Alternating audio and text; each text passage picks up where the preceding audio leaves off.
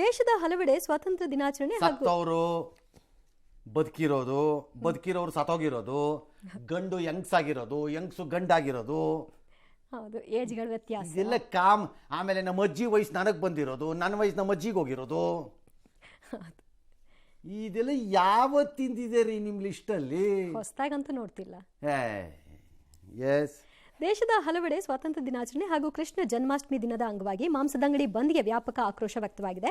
ಹೈದರಾಬಾದ್ ಹಾಗೂ ಮುಂಬೈನಲ್ಲಿ municipal corporation ಹೊರಡಿಸಿರುವಂತಹ ಆದೇಶಕ್ಕೆ ಓವೈಸಿ ಕಿಡಿಕಾರಿದ್ದಾರೆ. ಆಹಾರ ಪದ್ಧತಿ ಮೇಲಿನ ದಬ್ಬಾಳಿಕೆ ಅಂತ ಕಿಡಿಕಾರಿದ್ದಾರೆ. ಆಯ್ತಪ್ಪ, ದಬ್ಬಾಳಿಕೆ ಕರೆಕ್ಟಪ್ಪ. ಏನು ಫಡ್ನವೀಸ್ ಸರ್ಕಾರ ನಿನ್ನೆ ಮಾಡಿದ್ಯಾ ಅದನ್ನ? 1980ರಿಂದ ಇದೆಯಂತೆ ಈ ಆದೇಶ. ಹೌದು, ಅದನ್ನು ಹೇಳಿದ್ದಾರೆ ಇವತ್ತು. ಏನು ಫಡ್ನವೀಸ್ ನೆನ್ನೆ ರಾತ್ರಿ ಕೂತ್ಕೊಂಡು ಬರ್ದಂಗಿದೆ orders, I hereby direct ಅಂದ್ಬಿಟ್ಟು ಬರ್ದಂಗಿದೆಯಾ?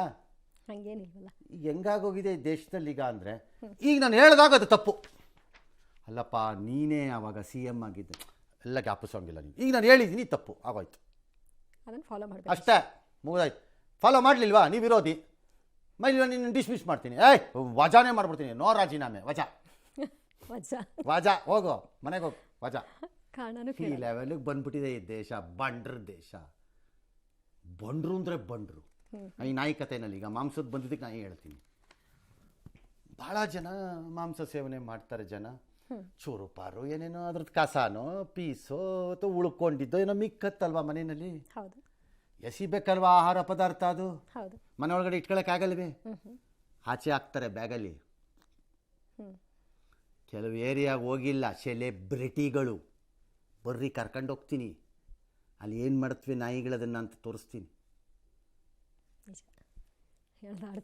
ಇದು ನಗರ ಕ್ಲೀನ್ ಇರಬೇಕು ಅಂತ ಇದೇ ಸೆಲೆಬ್ರಿಟಿಗಳು ಬಾವುಟ ಹಾಕೊಂಡು ಬಿಳಿ ಶರ್ಟ್ ಹಾಕೊಂಡು ಓಡ್ತಾರೆ. ಬನ್ನಿ ತೋರಿಸ್ತೀನಿ ಏನು ಮಾಡ್ತವೆ ಅಂತ. ಅವುಗಳನ್ನು ಬ್ಲೇಮ್ ಮಾಡಿಲ್ಲ ನಾನು, ಯಾಕಂದರೆ ಅವುಗಳ ಆಹಾರ ಹುಡ್ಕೊಂಡು ಹೋಗಿರುತ್ತವೆ, ಸ್ವಭಾವ ಹಾಗೆ. 88 kg ಇದ್ದವರು ಈಗ 72 kg ಬಂದಿದ್ದಾರೆ. ಅಂದ್ರೆ 16 kg ವೆಯ್ಟ್ ಲಾಸ್ ಮಾಡ್ಕೊಂಡಿದ್ದಾರೆ. ಮೊದಲ ದಪ್ಪ ಬಾಳದಿ, ಎಷ್ಟು ಮೇಯ್ ಬಿಟ್ಟಿದಿ, ಎಷ್ಟು ದಪ್ಪದಿ ಅಂತೇಳಿ ನನ್ಗೆ ಹಾಸ್ ಮಾಡ್ತಿದ್ದು. ಈಗಿಲ್ಲ, ಈ ಸಲ ಬಾಳ ಸಣ್ಣ ಹುಡುಗಿಗತೆ ಕಾಣತ್ತೆ ಅಂತ ನನಗೆ ಜನರು ಅಂತ. ಇದಕ್ಕೆ ಯಾವ ಸೈಡ್ ಎಫೆಕ್ಟ್ ಇಲ್ಲ. ನನ್ನ ಜೀನಿ ಸ್ಲಿಮ್ ತೊಗೊಂಡ್ ಫುಲ್ ಖುಷಿ ಇದನ್ನೀಗ. ಪುಡಿಂದ ವಜಾ ಆದಂತಹ ಸೂಪರ್ ಹೀರೋ ಯಾಕೆ ಸರ್ ಸೂಪರ್ ಹೀರೋ? ರಾಜಣ್ಣ ಯಾವತ್ತಿದ್ರು ಹೀರೋ ರೀ. ಮಂತ್ರಿಗಿರಿ ಯಾವ ಲಡಕಾಸಿ ಬಿಸಾಕ್ರಿ ಸೈಡ್ಗೆ. Rajanna is a hero. ಯಾವ ಮಂತ್ರಿಗಿರಿ? ಏನು ಮಂತ್ರಿಗಿರಿ? ಏನೀಗ ಏನು ರಾಜಣ್ಣ ಅಳ್ತಾ ಕೂತಿದಾರಂತ ಮನೆಯಲ್ಲಿ? ಎಂಥದೇ ಇಲ್ಲ. ಅದಕ್ಕೆ ಅವರಷ್ಟು ಧೈರ್ಯವಾಗಿ ಮಾತಾಡ್ತಾ ಇದ್ದಿದ್ದೆ ಎಲ್ಲನೂ. ಹೀರೋ ಅವರು ಬನ್ನಿ ಸರ್, ನೀವು ಸುಮ್ಮನೆ ಹೇಳ್ತೀನಿ. ಅಯ್ಯ, ಈ ವಯಸ್ಸಲ್ಲಿ ಏನು ಯಾವುದೋ ಒಂದು ಲಡಕಾಸಿ ಮಂತ್ರಿಗಿರಿ ಎಷ್ಟು ದಿನ ಇರ್ತಿತ್ತು ಸರ್ ಅದು?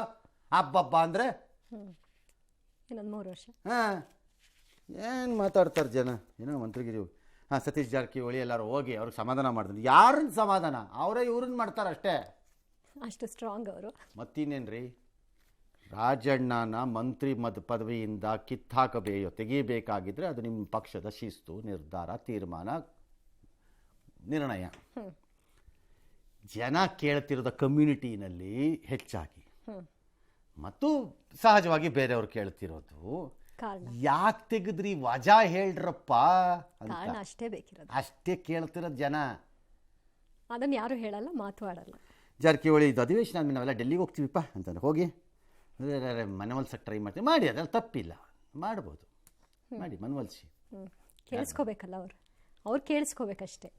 ಮಾಡ್ಬೋದು, ಮನವೊಲಿಸ್ಬೋದು. Rahul Gandhi what happen sir, somebody spoken like really shocking ಅಂದಿರ್ತಾರೆ. ಅವ್ರು ಶಾಕ್ ಆಗ್ಬಿಟ್ಟಿದ್ದಾನೀಗ.